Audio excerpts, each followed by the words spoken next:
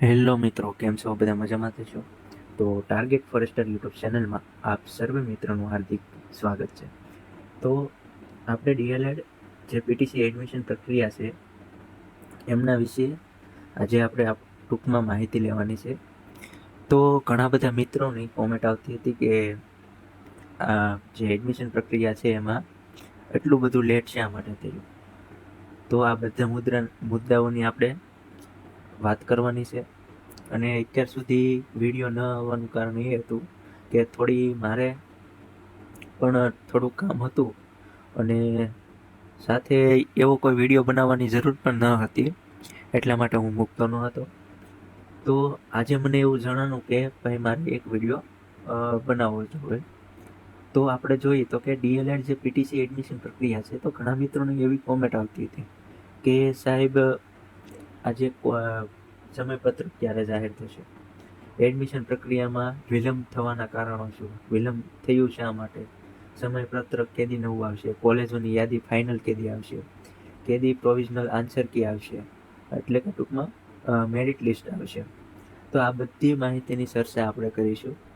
અને ગવર્મેન્ટ કોલેજમાં કેવું મેરિટ અટકશે એનું આપણે વિડીયો ઓલરેડી પહેલાં મૂકી દીધેલો હતો, એટલા માટે આપણે એમાં કોઈ ખાસ વાત નહીં કરીએ. તો અમુક જે બેઝિક પ્રશ્ન હતા એમના વિશે આજે આપણે વાત કરવાની છે. તો આપણે જોઈએ આ જે પ્રક્રિયા છે એડમિશન પ્રક્રિયા, બરોબર, એનું વિલંબ થવાનું કારણ શું છે તે પણ આપણે છેલ્લે જોઈશું. તો વિડીયોને અંત સુધી જોતા રહેજો. તો આપણે વિડીયોને સ્ટાર્ટ કરીએ. તો વિલંબ થવાના કારણો એમાં ઘણા બધા હતા. તો આ મુદ્દો આપણે છેલ્લે લઈશું. તો કે આપણે આ જે નવું સમયપત્રક છે, બરોબર, અને તારીખો છે, તો એ ક્યારે આવશે.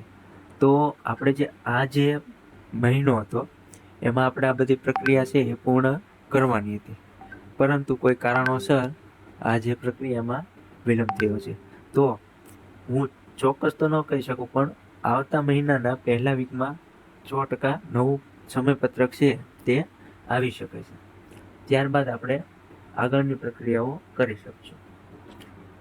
હવે કોલેજનું list, provisional merit list, college પસંદગી અને સીટ ફાળવણી, આ એક બેઝિક બધાનો પ્રશ્ન હતો કે ભાઈ ક્યારે આપણું કોલેજ લિસ્ટ જાહેર થશે, ક્યારે પ્રોવિઝનલ મેરિટ આવશે, ક્યારે કોલેજ પસંદગી થશે, ક્યારે સીટ ફાળવણી થશે.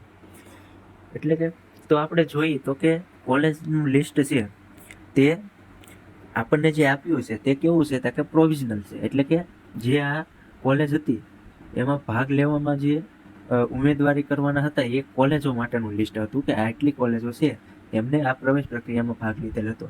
તે આપણે ઓલરેડી આખો વિડીયો મૂકેલો છે, કેટલી કોલેજો હતી અને કોલેજોની જે નોંધ હતી એ પણ આપણે સાથે જોઈ હતી.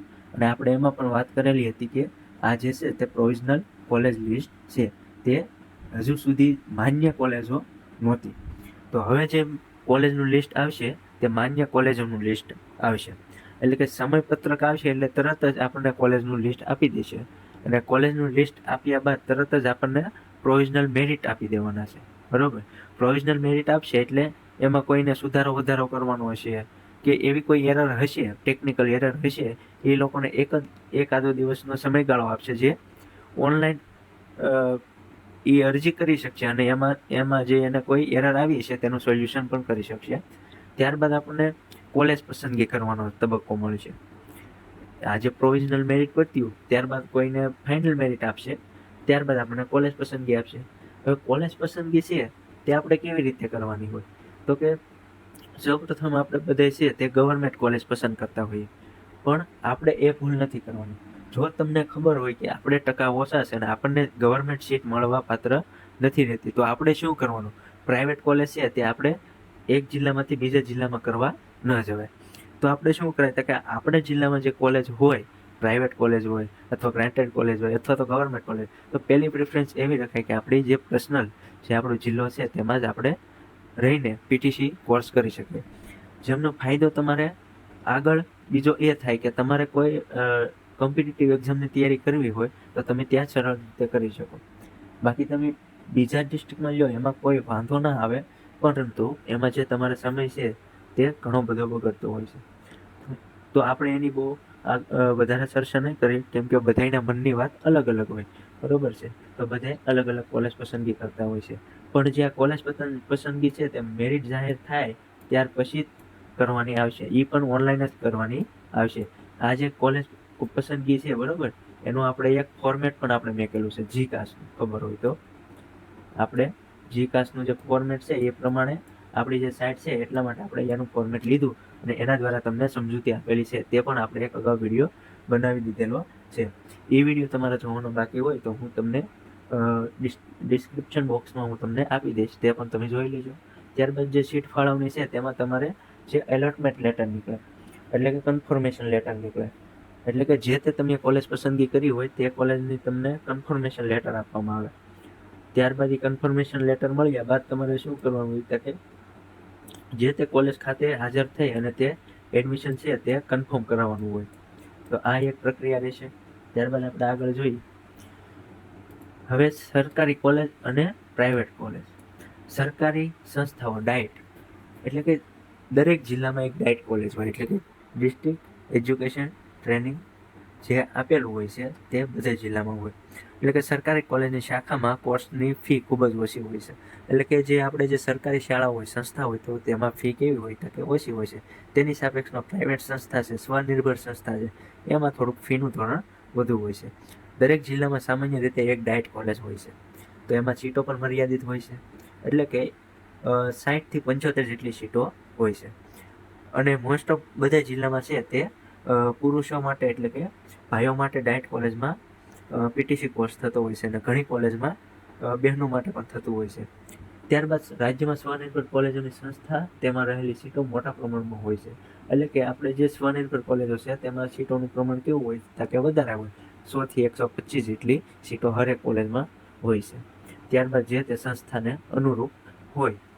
પછી ઓછી સીટો અને સસ્તી ફીના કારણે આ સંસ્થાઓની સ્પર્ધા વધુ રહે છે. તેથી પ્રવેશ મેળવવા માટે ઓછું મેરિટ થતું હોય છે. એટલે કે આપણે જો મેરિટ ઓછું થતું હોય, આપણે જે પહેલું મેરિટ આવે એમાં આપણે જોઈ લઈને મેરિટ આપણું ઓછું થતું હોય તો આપણે ગવર્મેન્ટમાં ચાન્સ બહુ ઓછા રહેતા હોય છે. તો એમાં જે વધુ સીટો હોવાને કારણે મેરિટ થોડુંક ઓછું થતું હોય છે. અહીં એડમિશન મળવાની પૂરતી શક્યતા રહેલી હોય છે. એટલે કે પ્રાઇવેટ સંસ્થા છે તેમાં તો આપણને એડમિશન મળી જાય, પણ ગવર્મેન્ટ સીટો છે તો પહેલી પ્રાયોરિટી છે તે ગવર્મેન્ટ સીટોને આપવી જોઈએ. તો હવે આપણે આગળ જોઈએ તો કે વિજ્ઞાન પ્રવાહ. તો વિજ્ઞાન પ્રવાહ છે તેનો અંદાજો આપણે કાઢેલો છે, તમે બધાએ પોલ કરેલો છે યુટ્યુબ ચેનલમાં, એના દ્વારા. તો આપણે પીટીસી ફોર્મ ભરનાર વિજ્ઞાન પ્રવાહના વિદ્યાર્થીઓનું પરિણામ મિશ્રમાં જોવા મળ્યું છે. એટલે કે 48% જેવા વિદ્યાર્થીઓ છે તે 45 થી 60% જેટલી વચ્ચેના ગુણો ધરાવે છે. જ્યારે 80 થી 99% ગુણ ધરાવતા તેજસ્વી વિદ્યાર્થીઓ માત્ર 14% છે. આંકડાઓ સ્પષ્ટ કરે છે કે વિજ્ઞાન પ્રવાહમાં ઓછા ટકાવાળા વિદ્યાર્થીઓ માટે પણ એડમિશન ખૂબ સારી રીતે મળી શકે છે.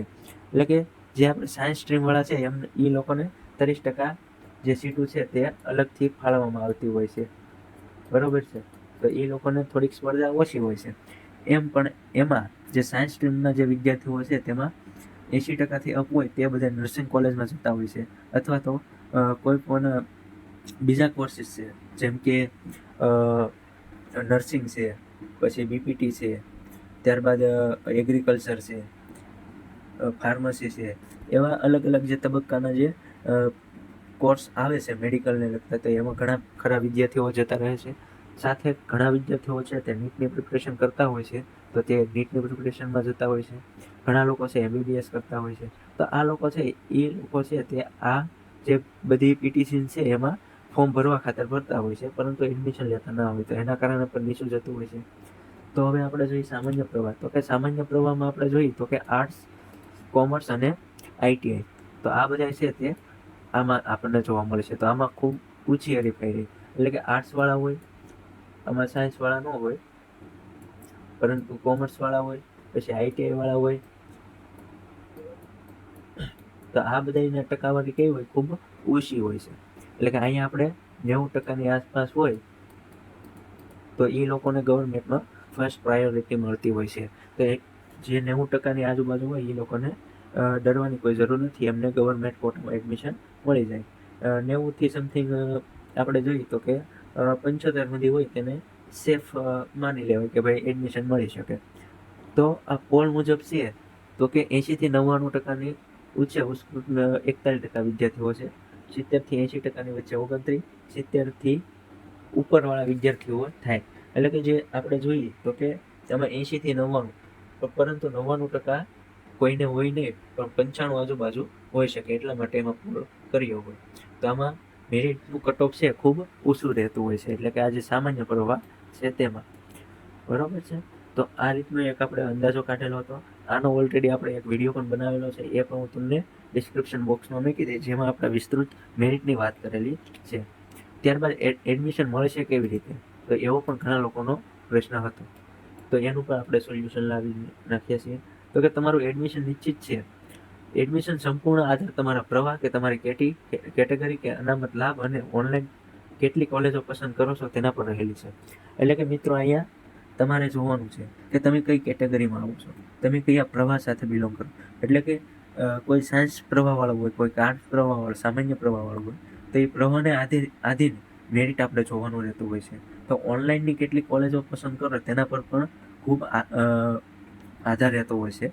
એટલે કે તમારે જેમ બને તેમ પહેલાં તમારા જિલ્લાની પ્રાયોરિટી રાખવાની, ત્યારબાદ બીજા પણ જિલ્લાઓની પસંદગી કરવી, જેનાથી તમારા જિલ્લામાં જો તમને એડમિશન ના મળે અને બીજા કોઈ જિલ્લામાં તમને મેરિટ થઈ જતું હોય તો એમાં પણ તમને કોલેજ મળી શકવાની શક્યતા હોય છે. તો કોઈ જિલ્લામાં 90% અટક્યું હોય તો કોઈ જિલ્લામાં 88% અટક્યું હોય અને તમારે 89% હોય તો તમને બીજા જિલ્લામાં પણ મળી શકે. એટલે કે એકથી વધારે કોલેજોની પસંદગી કરવી. ત્યારબાદ પોલ મુજબ વિજ્ઞાન પ્રવાહમાં ઓછા મેરિટમાં પણ શક્યતાઓ વધુ હોય છે, જ્યારે સામાન્ય પ્રવાહમાં સ્પર્ધા કઠિન હોય છે. સલાહ એ છે કે કોલેજ પસંદગીની પ્રક્રિયા વખતે વધુમાં વધુ કોલેજ સિલેક્ટ કરવી, જેથી એડમિશનની તક પણ વધે છે અને મેરિટ યાદી જાહેર થયા બાદ ચોક્કસ ચિત્ર સ્પષ્ટ થશે.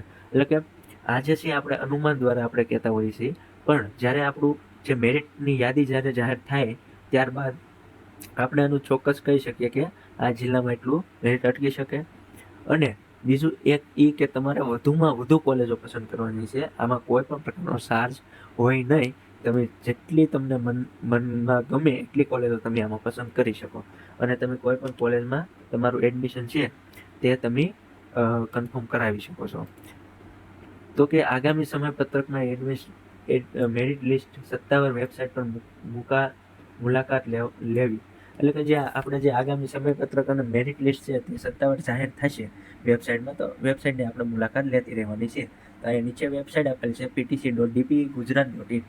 તો આપણે ઓલરેડી કોઈ નવી અપડેટ આવતી હોય છે તો આપણે આપણી ચેનલમાં મૂકતા હોઈએ છીએ. તો તમારે કોઈ જોવાની જરૂરત નથી, કેમ કે આપણે જે મેરિટ આવશે તે આપણે વોટ્સઅપ ચેનલમાં પ્લસ આપણે જે યુટ્યુબ ચેનલ છે તેમાં પણ વિડીયો સ્વરૂપે આપણે મૂકતા હોઈએ છીએ. તો હવે ઘણા મિત્રોનો એવો પણ પ્રશ્ન હતો કે જે આ એડમિશન પ્રક્રિયા છે તે વિલંબ કેવી રીતે થયો. આપણે તો એડમિશન પ્રક્રિયા છે તો 15/8ના સમય સુધીમાં આપણે પૂર્ણ કરવાનો હતો, તો વિલંબ શા માટે થયો? તો કે કોઈક ટેકનિકલ એરર હશે અથવા તો ટેકનિકલ પ્રશ્ન છે, જેમ કે કોલેજોને દસ્તાવેજ ચકાસણી છે, ત્યારબાદ આપણે જે ફોર્મ ભર્યા છે બરાબર, તો એનું 2 ફેઝ વેરિફિકેશન હોઈ શકે છે, અથવા કોઈ ટકાવારી છે તો એ ટકાવારીમાં કોઈ ભૂલ કરી હોય તો એમાં પણ સુધારવાની એવી કોઈ જરૂરિયાત ઊભી થઈ હોય. તો આ બધી એરરો હોવાના કારણે થોડોક વિલંબ થયો હશે. અને બીજી એક વાત આપણે જોઈએ તો કે જે દિવ્યાંગ લોકો છે એમનો કોઈ કેસ છે તે હાઈકોર્ટમાં ચાલે છે, એટલા માટે પણ વિલંબ થયો છે એવું બધા લોકો કહે છે. અને આપણે જાણ્યું એમાં પણ જાણવા એવું મળ્યું હતું કે હાઈકોર્ટમાં જે કેસ ચાલે છે એના કારણે લેટ ગયેલું છે. તો હજી પણ થોડુંક લેટ થઈ શકે છે, એમાં તમારે કોઈને મૂંઝાવાની જરૂર નથી. વહેલા ધોરણે એડમિશન પ્રક્રિયા પૂર્ણ કરવાની થશે, કારણ કે આપણે જેટલું વહેલા એડમિશન પ્રક્રિયા પૂર્ણ થાય એટલો જ આપણો જે અભ્યાસક્રમ છે, એક્ઝામ છે, એ બધાનું શેડ્યુલ વિખાઈ જતું હોય છે. એમના કારણે આ જે પ્રવેશ પ્રક્રિયા છે તે જલ્દી કરવામાં આવશે. બીજું હતા કે દસ્તાવેજ ચકાસણીની તારીખો લંબાવવામાં આવી. તદુપરાંત ધોરણ 12ની પૂરક પરીક્ષાના પરિણામો જાહેર થવાના લીધે પણ નવા ઉમેદવારો ફોર્મ ભરવા અને સુધારા વિશે તક આપવામાં આવી. તો આ બધા કારણો છે તે આમાં લાગતા હોય છે. તો આપણું જે એડમિશન પ્રક્રિયા છે વહેલા ને વહેલા પૂરું થઈ જશે. એમાં કોઈને ટેન્શન લેવાની જરૂર નથી, બધા લોકોને એડમિશન પણ મળી જશે એવી મારી શુભકામના છે. તો આજના વિડીયોમાં આટલું જ હતું. થેન્ક યુ સો મચ બધા મિત્રોનો. અને બીજું તો બસ કાંઈ નહીં, હવે મળીશું આપણે નવા વિડીયો સાથે. ત્યાં સુધી જય હિન્દ, જય ભારત. બધાનો દિવસ શુભ રહે. અને બીજું કે તમે બધાએ સાથે સાથે સ્પર્ધાત્મક પરીક્ષાની તૈયારી કરતા હશો અને શરૂ કરી જ દેજો. જય હિન્દ, જય ભારત.